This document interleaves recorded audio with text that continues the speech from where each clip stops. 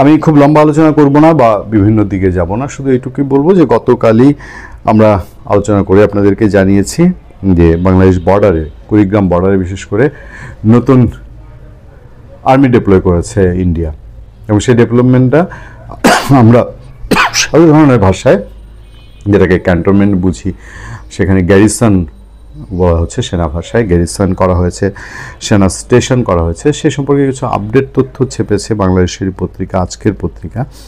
বাংলাদেশ সীমান্তে সেনার সমাবেশ বাড়াচ্ছে ভারত, চিকেন নেক্সের কাছে নতুন 3 গ্যারিসন। চারদিক থেকে একটা আলোচনা হচ্ছে। গত দুদিনে আপনারা যে আলোচনাগুলো শুনেছেন, মেজর আখতারুজ্জামান রঞ্জন বিস্তারিত বর্ণনা করেছেন।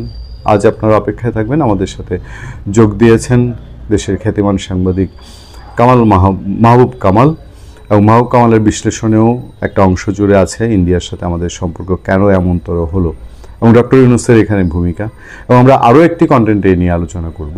সেগুলো দেখার আমন্ত্রণ জানাচ্ছি, এবং আমাদের চ্যানেল সাবস্ক্রাইব যারা করেননি তারা অনুগ্রহ করে সাবস্ক্রাইব করবেন, কমেন্টে আপনার মতামত জানাবেন। আজকের পত্রিকা তার খবরে বলছে, ভারত বাংলাদেশ সীমান্তের কাছে নতুন 3টি সক্রিয় সেনা ঘাঁটি স্থাপন করছে ভারত। শিলিগুড়ি, আমরা একটির কথা বলেছিলাম গতকালকে, একটি স্টেশন এবং একটি গ্যারিসন, এখানে 3টি বলা হচ্ছে। শিলিগুড়ি করিডোর বা চিকেন নেক নামে পরিচিত এই অঞ্চল কৌশলগতভাবে ভারতের জন্য অত্যন্ত গুরুত্বপূর্ণ। ধারণা করা হচ্ছে এর নিরাপত্তা বাড়াতেই এমন পদক্ষেপ নিয়েছে দেশটি। ভারতীয় সংবাদ মাধ্যম ইন্ডিয়া টুডে প্রতিবেদনে বলা হয়েছে, আসাম বাংলাদেশ সীমান্তের ধুবড়ির কাছে বামনী বিহারের কিশনগঞ্জ ও পশ্চিমবঙ্গের চুপড়ার এই 3 নতুন ঘাঁটি তৈরি করা হয়েছে। এই পদক্ষেপ ভারতের পূর্ব সীমান্তে প্রতিরক্ষা জোরদার করার বড় পরিকল্পনার অংশ, যার লক্ষ্য সীমান্তে নজরদারি বাড়ানো, টেকটিক্যাল ঘাটতি পূরণ করা এবং দ্রুত প্রক্রিয়া জানানোর সক্ষমতা বৃদ্ধি করা। উত্তরবঙ্গের 22 কিলোমিটার প্রশস্ত শিলিগুড়ি করিডোর ভারতের মূল ভূখণ্ডকে 7 উত্তর পূর্বাঞ্চলীয় রাজ্যের সঙ্গে যুক্ত করেছে। এই অঞ্চল চারদিক থেকে নেপাল, ভুটান, বাংলাদেশ এবং চীনে ঘেরা। চিকেন নেক্সের অনেকে ভারতের দুর্বল অংশ মনে করলেও ভারতীয় সেনাবাহিনীর ঊর্ধ্বতর কর্মকর্তারা একে দেশের সবচেয়ে শক্তিশালী প্রতিরক্ষা করিডোর হিসেবে আখ্যা দিয়েছেন, কারণ ওখানে যেই পরিমাণ মিলিটারি সেট আপ দরকার, মানে যত দিক থেকে সবটা ভারত সেখানে করে রেখেছে। সংশ্লিষ্ট এক সেনা সূত্রের ভাষায়, শিলিগুড়ি করিডোর বহুস্তরীয় নিরাপত্তা বলে সুরক্ষিত। নতুন ঘাঁটিগুলো আমাদের দ্রুত চলাচল, লজিস্টিক্স এবং রিয়েল টাইম গোয়েন্দা তথ্য সংহত করার ক্ষমতা আরও বাড়াবে। এর আগে ভারতীয় সেনা প্রধানও মন্তব্য করেছেন, চিকেন নেককে আমি দুর্বল অংশ হিসাবে দেখি না, এটি আমাদের সবচেয়ে শক্তিশালী অঞ্চল, কারণ পশ্চিমবঙ্গ, সিকিম এবং উত্তর পূর্বাঞ্চলে অবস্থানত আমাদের সব বাহিনী এখানে একত্রে মোতায়েন করা যায়।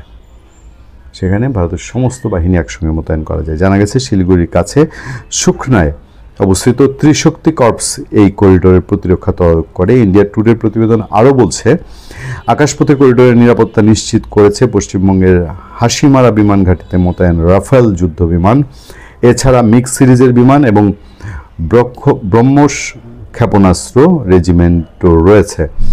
এছাড়া ভারত এই অঞ্চলে একটি উন্নত 3 স্থলের বিমান প্রতিরক্ষা ব্যবস্থা স্থাপন করেছে, যেখানে রয়েছে রাশিয়া থেকে আসা S-400 সার্ফেস টু এয়ার ক্ষেপণাস্ত্র, ইসরায়েল ও ডিআরডিওর যৌথভাবে তৈরি MRSAM সিস্টেম এবং দেশীয় আকাশ ক্ষেপণাস্ত্র ব্যবস্থা। এই 3টি মিলেই পূর্ব উত্তর পূর্ব দিক থেকে আসা বিমান ও ক্ষেপণাস্ত্র হামলার বিরুদ্ধে পূর্ণাঙ্গ প্রতিরক্ষা কভারেজ দেয়।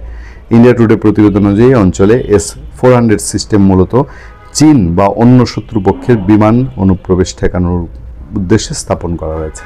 আমরা মেজর আক্তারের আলোচনায় জেনেছিলাম যে ভারত বাংলাদেশকে তার সামরিক ফ্রন্টের খাতা থেকে আওয়ামী লীগ সরকারের সময় বাতিল করে দিয়েছিল, কিন্তু এই সরকারের সময়ে সেই সরকারের যেই আচরণ, যে ধরনের অ্যাক্টিভিটিস বা ভারত বিরোধী যেসব স্টেপ এবং আলোচনা, এসবের প্রেক্ষিতে ভারত আবারও বাংলাদেশকে সেনা ফ্রন্ট হিসেবে বিবেচনা করছে।